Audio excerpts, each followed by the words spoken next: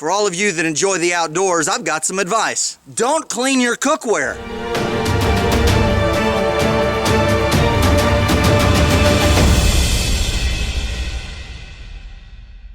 So what does that even mean? Don't clean your cookware. Well, I'm going to start a fire and we're going to talk about it. Stay tuned.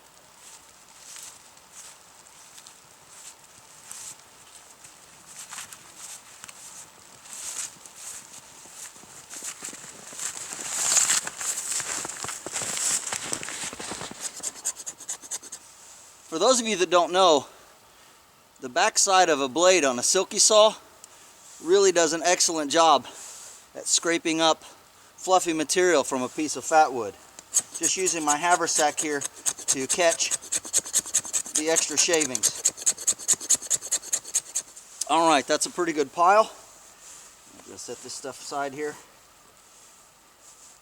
And of course you want to use something like this to catch your shavings in, because obviously everything around here is soaking wet.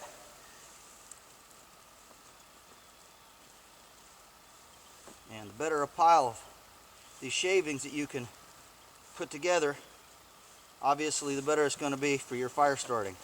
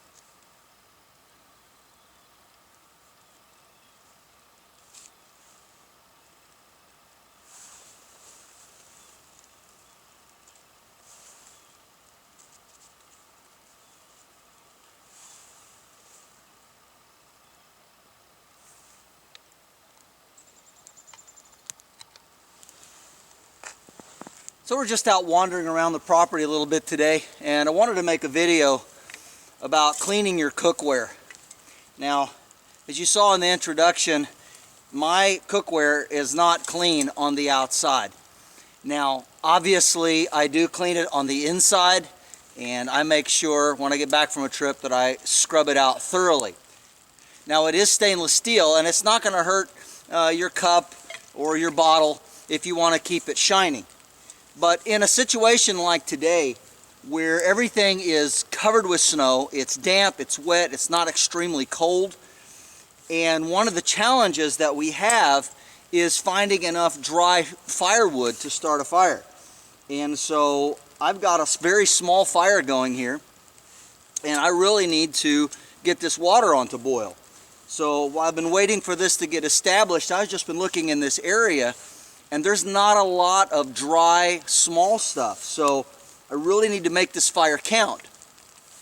So I'm going to go ahead and, while I got some heat here, we're going to put this water on to boil.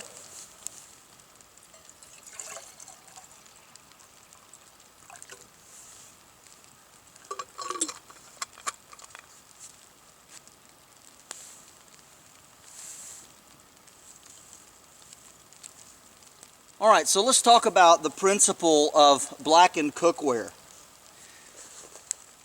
This idea is not original with me, and I wrote down a quote that I wanted to share with you from Mors Kochanski. Now, Mors Kochanski passed away just a couple of months ago, and of course, for any of you that know, he is considered the godfather of bushcraft. Wonderful Canadian gentleman. And he said this in his video about pots. He said it's black because it takes half the fuel to be able to boil water if your pot is black. That is why over the years I allowed my pot to stay black and blacker because of the greater efficiency of the use. Unquote. And so that's why Mors Kochanski kept his pots black, because if you think about it, something that is shiny is going to reflect heat. Something that is dark or blackened color is going to absorb heat with much greater efficiency.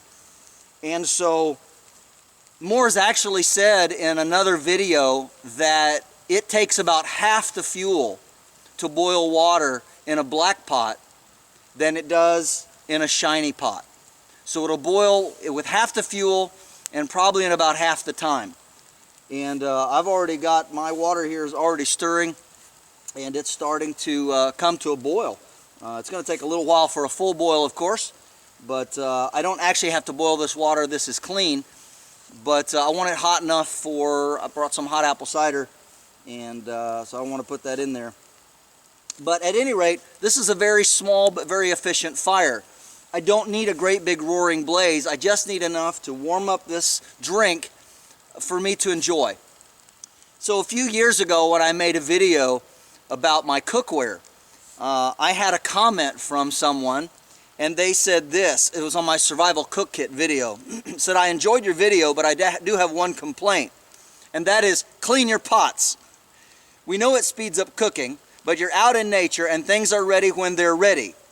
So don't be giving us some lame excuse about it savors the finish of the pots. It's stainless steel, and there's no excuse for being boggin, is there?" Now I looked up the word boggin. It means putrid, grotesquely ugly, or disturbing. I just thought that was pretty funny. Yeah, we're out in nature, but sometimes when we're out in nature like this, I don't want to spend a lot of time just waiting for something to boil. And there are times if you're in a survival situation where you really need that to get hot as quick as possible. And keeping the outside of your pot black is going to do that. Now, I do scrub the outside of the pot occasionally because it will get sometimes a sticky residue depending on the wood that you're using. It will also sometimes get a thick black covering on it because obviously it gets encrusted with more and more of the ashes and the fuel residue. So you have to be careful about that, and I will clean off the majority of that, obviously. I don't scrub it back down to shiny stainless steel because I really want it to absorb that heat. As you can see, even with just a small fire just sitting there in some coals, it's already starting to get some nice bubbles. It's warming up good, it's moving around. It's got a little ash in it, but that's not a big deal. But the important thing is that it's absorbing the heat. Now, with a cup like this, if you notice, I've got only one side toward the heat, and that's perfectly acceptable. It'll still boil like that, and it keeps the handles so they're relatively cool to the touch, but it will still boil the water. And there we have our full rolling boil. I did have to blow on it a little bit using small pocket bellows, but that's often the case when it's so damp like this. You got a very small fire, you need to accelerate it a little bit, you need to add a little bit of oxygen. Well, this is what I'm looking at right now. Just absolutely beautiful.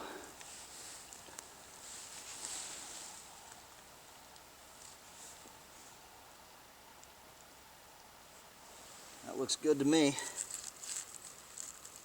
Set it right there. Get our packets of apple cider out.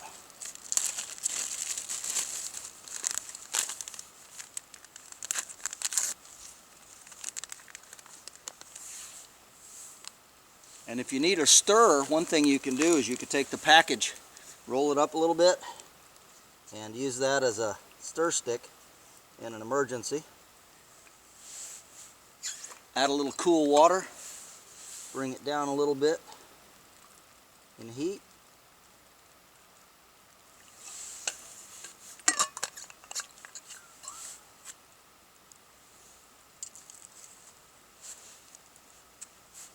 Don't clean your cookware.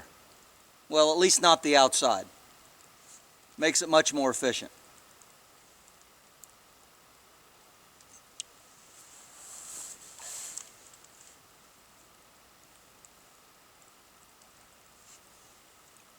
This is James Bender for Waypoint Survival. If you like this video, give it a thumbs up.